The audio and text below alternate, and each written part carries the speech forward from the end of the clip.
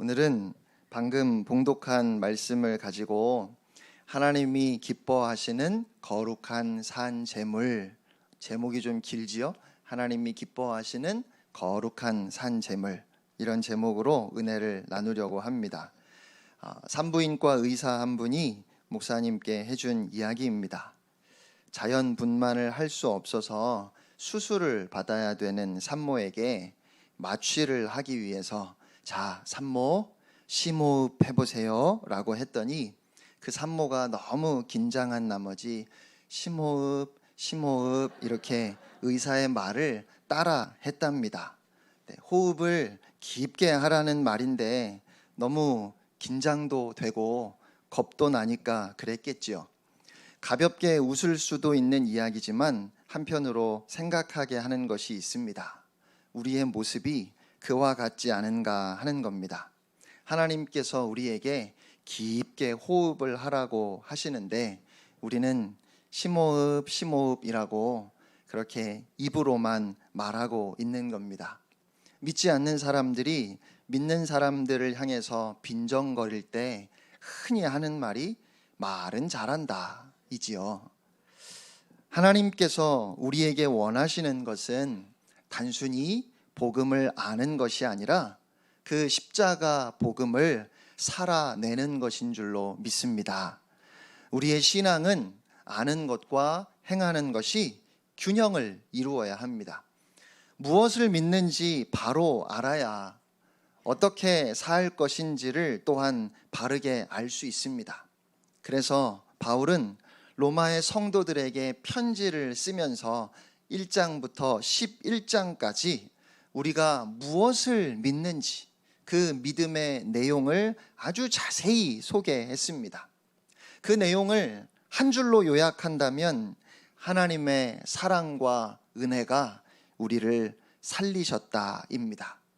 하나님의 사랑과 은혜가 우리를 살리셨습니다. 내가 구원받을 자격이 있거나 내가 구원받기 위해서 무언가를 해서가 아니라 우리를 긍휼히 여기시며 끝까지 포기하지 않으시는 하나님의 그 일방적인 사랑이 나를 살려주셨고 나를 새롭게 해주셨다는 겁니다. 우리의 모든 허물에도 불구하고 독생자를 내어주시기까지 나를 사랑하시는 하나님이 날마다 나에게 더 좋은 것으로 채워주십니다.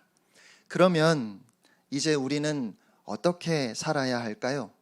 오늘 사도 바울이 바로 이것을 이야기하고 있습니다. 십자가 은혜의 복음을 알았다면 이제 성도로서 어떻게 살아야 하는지 그 삶에 대해서 다루고 있습니다. 로마서는 믿음으로 얻는 구원에 대해 말씀합니다.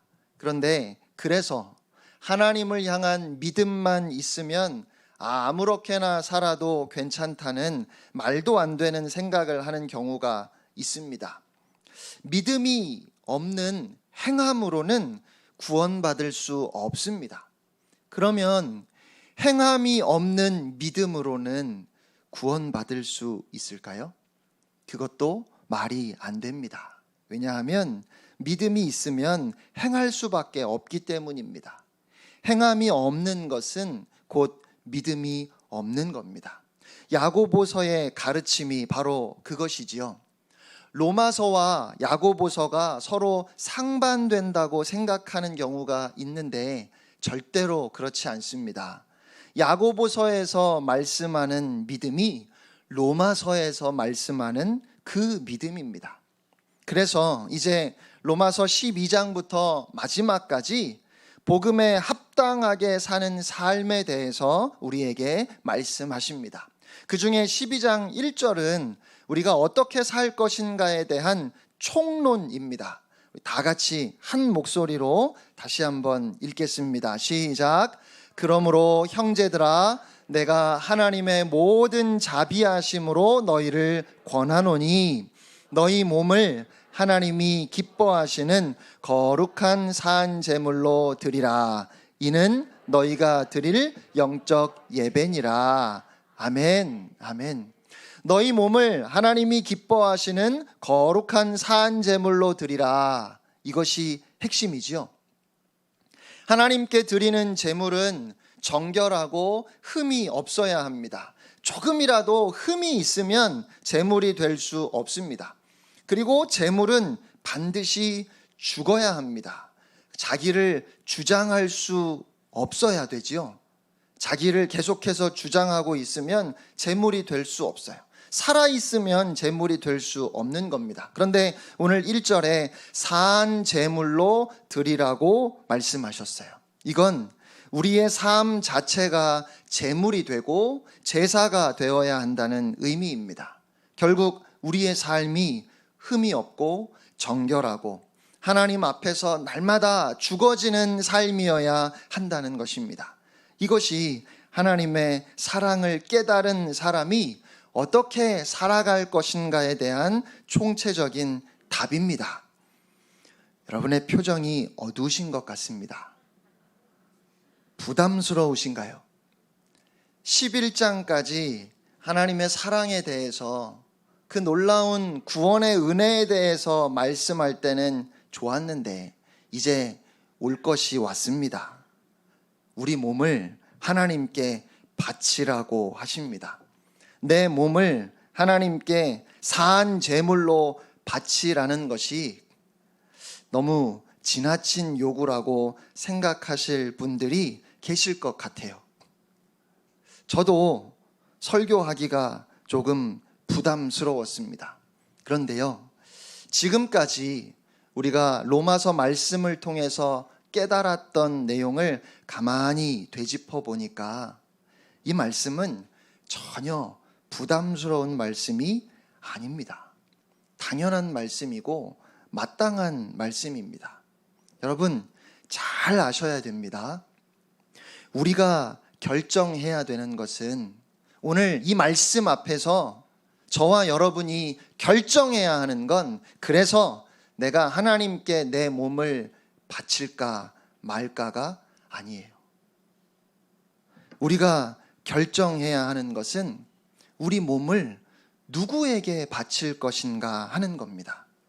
우리 몸을 하나님께 바칠 것인지 아니면 세상에 내어줄 것인지, 나를 사랑하시고 나를 살려주시고 나를 구원해 주신 하나님께 나를 드릴 건지 아니면 사탄에게 바칠 건지, 그걸 결정해야 하는 겁니다. 그래서 2절 상반절에 그렇게 우리의 몸을 하나님 앞에 거룩한 산제물로 드리는 것이 구체적으로 무엇인지를 설명하면서 가장 먼저 너희는 이 세대를 본받지 말고 라고 그렇게 말씀하는 거예요.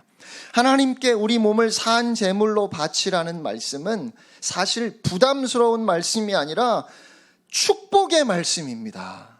우리는 우리 몸을 세상에 바치며 살았습니다. 그래서 우리의 인생이 이렇게 어려운 겁니다. 교회에 나와서 예배를 드려도 세상 풍조를 따라 살았습니다. 우리 몸을 세상에 맡기고 사니까 도대체 평안이 없는 겁니다.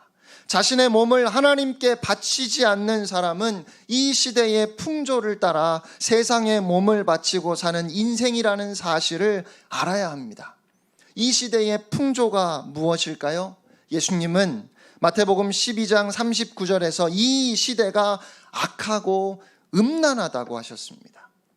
마귀는 우리가 악하고 음란한 이 세상 풍조를 본받게 하려고 엄청난 힘으로 역사하고 있습니다. 날마다 우리가 보는 것, 우리가 듣는 것을 통해서 아주 교묘하게 우리의 마음을 사로잡아요. 그렇게 해서 자기가 원하는 길로 끌고 가는 겁니다. 지난 한 주간 여러분 어떻게 사셨습니까? 이 시간 여러분의 삶을 한번 진지하게 돌아보세요. 우리도 모르는 사이에 어떤 힘에 질질 끌려가면서 그렇게 또 1년을, 10년을, 30년을 산다면 그 마지막이 어떨지 여러분 상상이 되십니까? 그래서 오늘 주님께서 사도 바울을 통하여 우리에게 말씀하십니다. 너희 몸을 하나님이 기뻐하시는 거룩한 산 제물로 바치라. 이 말씀은 다시 말하면 이제는 구원의 길로 들어서라 하시는 말씀이에요. 진짜 하나님이 주시는 행복한 삶을 살아가라 말씀하시는 것입니다. 하나님께 자신을 바치지 않는 사람은 세상에 자신을 바치고 사는 겁니다. 이것을 알면 우리 몸을 하나님께 드리라 하시는 이 말씀은 구원의 메시지이고 놀라운 축복임을 깨닫게 됩니다. 그래서 1절 말씀이 이렇게 시작되는 거예요. 그러므로 형제들아, 내가 하나님의 모든 자비하심으로 너희를 권하노니. 우리를 사랑하시되 끝까지 사랑하시는 그 하나님의 자비하심이 바울을 주장해서 바울을 통하여 우리에게 말씀하시는 겁니다. 하나님이 얘는 내 마음에 쏙 들어 이렇게 말씀하셨던 사람이 있지요. 그가 누굽니까? 다윗입니다. 하나님의 마음에 꼭 드는 사람이라고 하셨어요. 다윗은 왕이 되려고 생각했던 적이 한 번도 없습니다. 여러분 아시지요? 하나님께서 그저 아버지의 양떼를 돌보던 다윗을 부르시고 기름을 부으셔서 왕으로 세우셨어요. 하나님께서 혹시 여러분을 부르셔서 내가 너를 대통령으로 세우겠다 하시면 어떨까요? 가슴이 콩닥콩닥 뛰시겠죠? 그런데 다윗은 왕이 되는 것보다 하나님을 더 원했습니다. 시편 27편 4절 말씀입니다.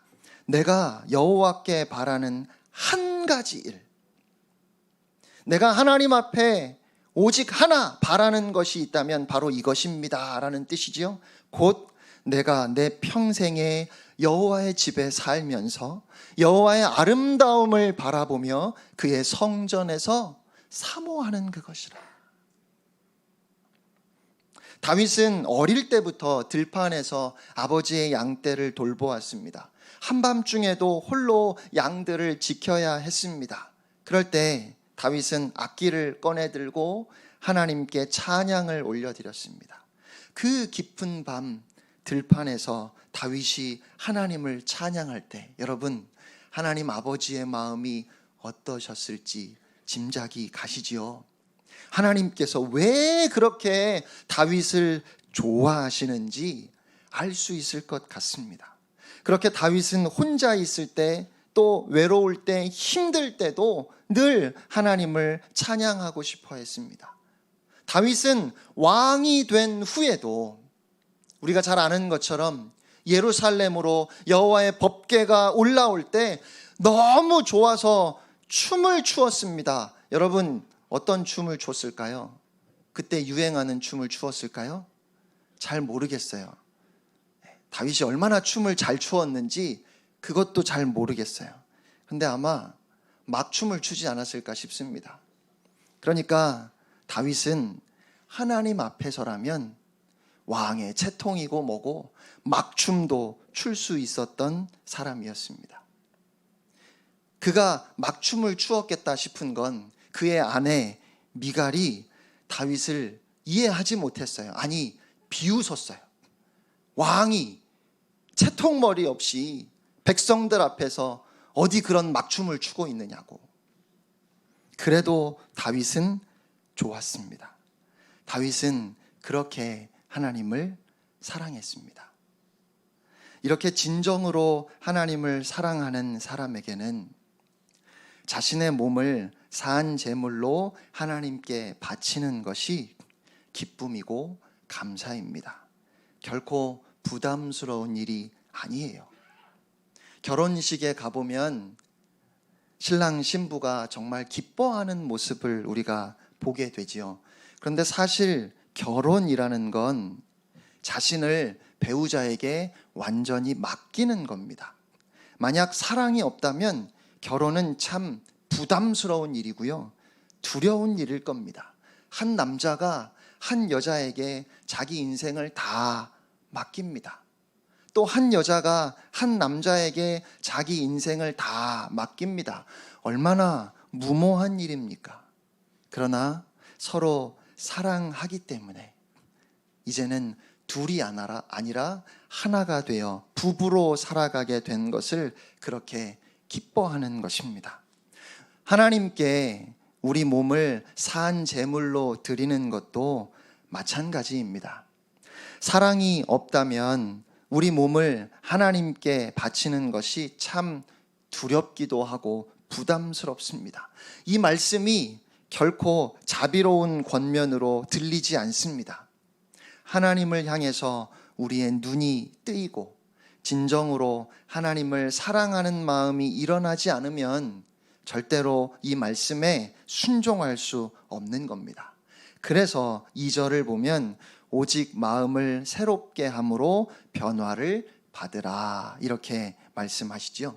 우리 2절 말씀 다 함께 읽겠습니다. 시작. 너희는 이 세대를 본받지 말고 오직 마음을 새롭게 함으로 변화를 받아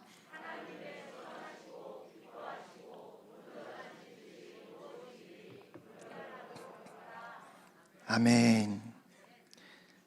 목사님 좋은데요. 다 좋은데 다 알겠는데 우리가 그렇게 살 수 있을까요? 우리 몸을 하나님께 바치고 하나님이 기뻐하시는 뜻대로 과연 살아갈 수 있을까요? 이렇게 묻고 싶으실지도 모르겠어요. 왜냐하면 그렇게 할까 말까, 그렇게 하겠다고 하는 우리의 의지적인 결정도 문제지만 결정했다 치고 그러면 과연 그렇게 할 수 있을까? 우리의 능력에 있어서도 자신이 없어요. 저는 충분히 공감합니다. 주님이 기뻐하시는 길, 우리 주님이 앞장서서 가셨던 그 길, 바로 십자가의 길을 가는 것이 한편으로 두렵기도 하고 어렵게 느껴져요. 그런데 그 길은 너무 쉬운 길이라는 사실도 여러분이 꼭 아셔야 합니다.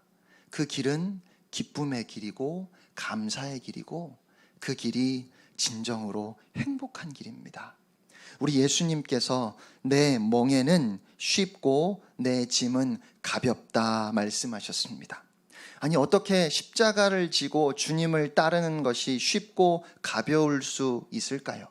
예수님과 함께 하기 때문입니다. 멍에는 소 2마리가 함께 그 어깨 위에 얹고 그래서 뒤에 수레나 혹은 어떤 농기구를 움직이기 위해서 사용하는 것이지요. 그런데 내 멍에를 함께 지자 하셨습니다. 그러니까 한쪽에 예수님께서 멍에를 지셨고 그 옆에 우리가 나란히 섰어요. 그러면 누가 멍에를 진 겁니까? 제가 뭘 들고 가면 유원이가 도와주겠다고 해요. 그래서 옆에서 같이 그걸 들어요. 그러면 얘가 들어준다고 하긴 하는데 이게 지금 저에게 도움이 될까요? 안 될까요? 그 무거운 짐에 유원이까지 끌고 가잖아요. 그렇게 끌려오는 유원이는 힘이 들까요? 안 들까요? 그래서 예수님께서 내 멍에는 쉽고 내 짐은 가볍다 하십니다. 주님이 함께 가시기 때문에 주님을 사랑하는 그 마음으로 사랑하는 주님과 함께 간다면 아무리 힘들고 어려운 길을 가더라도 사랑 때문에 어렵게 느껴지지 않습니다. 그러니까 내 안에 예수님이 함께 계시고 내가 주님을 사랑할 수 있는 그렇게 나의 마음이 변하는 것, 그것이 열쇠입니다. 목사님, 아직 제 마음은 준비가 안 됐습니다. 내 몸을 하나님께 바치는 것이 기쁨이고 행복이라고 느껴지지 않아요. 그렇게 말씀하실 분들이 계실 겁니다. 조금도 실망하실 필요 없습니다. 죄책감에 사로잡힐 필요도 전혀 없습니다. 다만 그 때문에 이 말씀을 외면하지는 마시기 바랍니다. 아직은 아니지만 이제 곧 우리 몸을 하나님께 산 제물로 바치는 것이 축복이고 행복이고 구원이고 하나님이 나에게 주시는 선물이라는 사실을 깨닫는 순간이 올 것을 기대하시기 바랍니다. 그렇게 될 것입니다. 틀림없이 그렇게 될 것입니다. 우리 안에 선한 일을 시작하신 하나님께서 하실 겁니다. 우리 하나님은 우리를 놀랍게 바꾸어 가시는 분입니다. 하나님께서 얼마나 놀라운 일을 이루어 놓으셨는지 여러분 로마서 6장 6절 말씀 기억하시지요? 우리가 알거니와 우리의 옛사람이 예수와 함께 십자가에 못 박힌 것은 죄의 몸이 죽어 다시는 우리가 죄에게 종노릇하지 아니하려 함이니. 고린도후서 5장 17절입니다. 그런즉 누구든지 그리스도 안에 있으면 새로운 피조물이라. 이전 것은 지나갔으니 보라 새 것이 되었도다. 아멘. 하나님이 다 하셨고 저와 여러분에게 이미 이루어진 일입니다. 우리에게 하라고 하신 것이 아닙니다. 하나님께서 다 이루어 놓으셨습니다.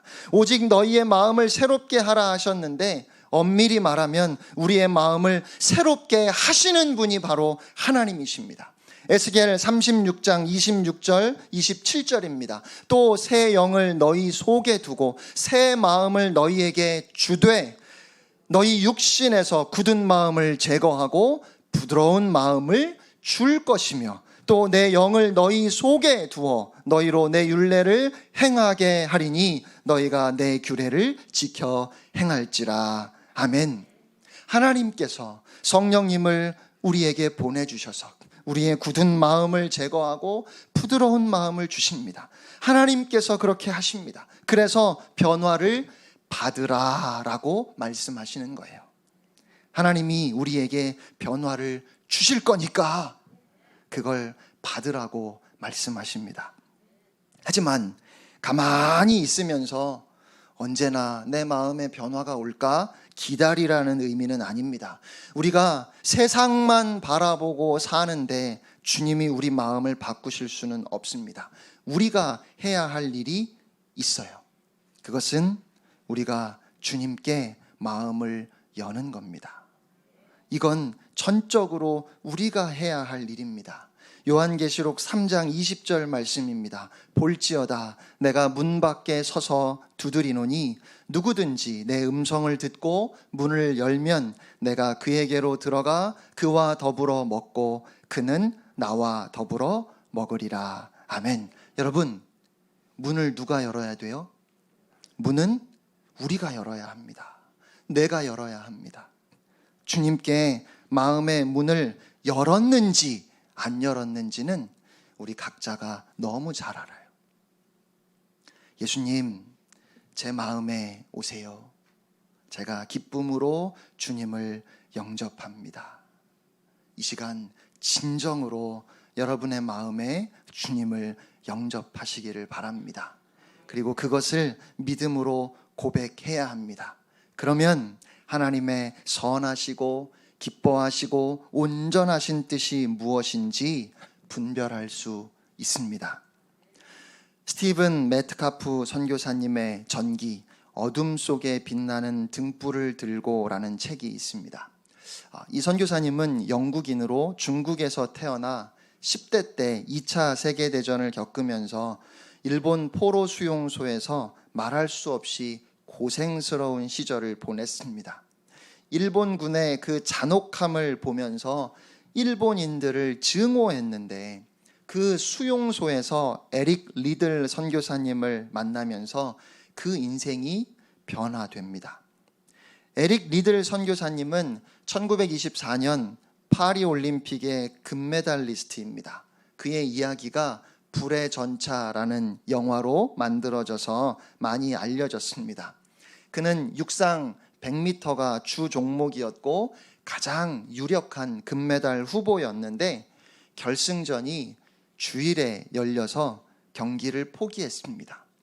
그런데 그의 재능을 아까워한 동료가 400m 경기에 출전할 수 있도록 양보를 해 주어서 그는 400m에서 세계 신기록으로 금메달을 땄습니다.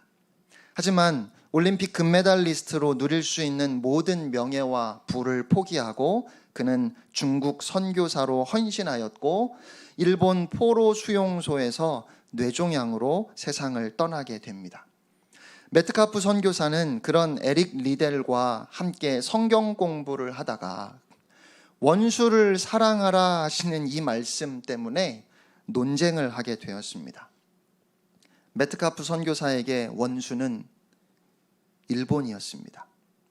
자신과 가족들을 말할 수 없이 힘들게 했던 그 잔인한 일본 사람들을 도저히 사랑할 수 없었습니다. 그때 에릭 리들 선교사님이 메트카프에게 일본인을 사랑하라고 가르쳤어요. 그가 도저히 할 수 없다고 했더니 그러면 그들을 위해서 기도해 보라고 권했습니다. 기도도 하기 싫었지만 차마 기도도 못하겠다고 할 수는 없어서 억지로 일본을 위해서 기도하다가 그의 마음에 성령이 임했습니다. 그리고 그가 변화되고 말았습니다. 제2차 세계대전이 끝나고 그는 일본 선교사로 평생을 헌신했습니다. 사도 바울은 말만 하지 않았습니다. 그 자신이 그렇게 살았습니다. 그는 그 세대를 본받지 않았습니다. 바울이 당시 세대를 본받는 사람이었다면 절대로 십자가 복음을 위해 죽을 수 없었을 겁니다.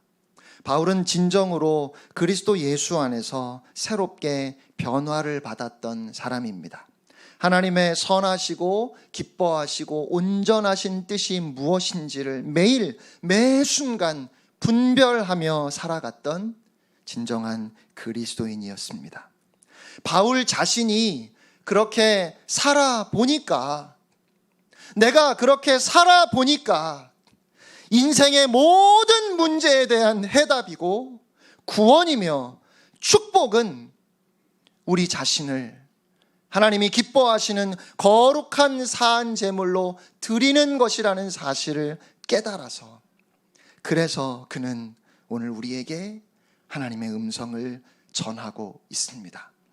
사랑하는 성도 여러분, 하나님의 모든 자비하심으로 우리에게 말씀하시는 이 권면, 너희 몸을 하나님이 기뻐하시는 거룩한 산 제물로 드리라 하시는 이 말씀을 꼭 기억하시기를 축복합니다.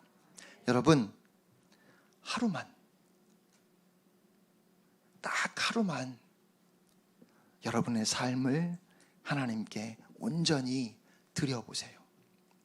그러면 나의 인생을 온전히 하나님께 맡기고 사는 것이 얼마나 놀라운 축복인지를 깨닫게 될 것입니다. 한 번도 경험해 보지 못했던 진정으로 평안하고 행복한 삶을 깨닫고 이것이 구원이구나, 이것이 살 길이구나 라고 고백하게 될 것입니다. 여러분 하루만 주님을 바라보며 살아보세요. 그러면 계속해서 주님만 바라보며 살고 싶어질 겁니다. 그 다음 걸음은 우리 주님이 이끄실 겁니다.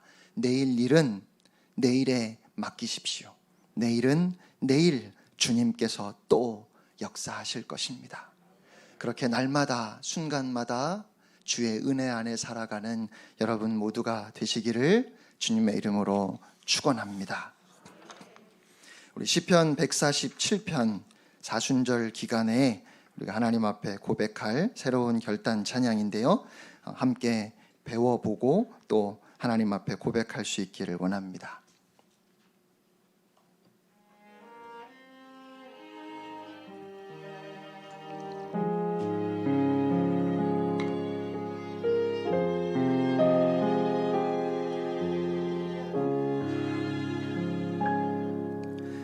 우리 주는 위대하며 능력이 많으시도다. 그의 지혜에 무궁하며 인자는 영원하도다. 상한 자를 고치시며 상처를 싸매시도다. 별들의 수를 세시며 이름을 붙이셨도다. 그가 구름으로 하늘을 덮으시며 땅을 위하여 비 준비하시니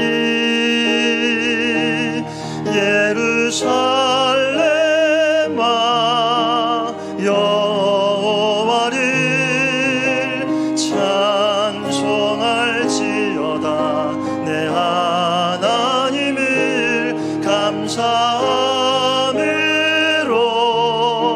그 앞에 나가며 주 임재 앞에 경배해. 다시 한번 우리 주는 위대하며 능력이 많으시도다. 그의 지혜에 무궁하며 인자는 영원하도다. 상한 자를 고치시며 상처를 싸매시도다. 별들의 수를 세시며 이름을 붙이셨도다. 그가 구름으로 하늘을 덮으시며 땅을 위하여 비 준비하시니 그가 구름으로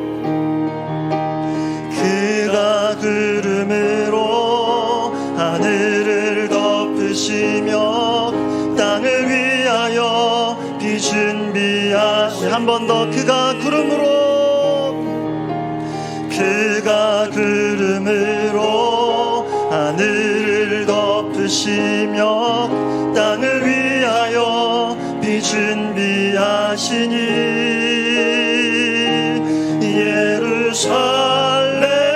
예루살렘아 여호와를 찬송할지어다. 내 하나님을 감사함으로 그 앞에 나가며 주 임재 앞에 경배. 예루살렘아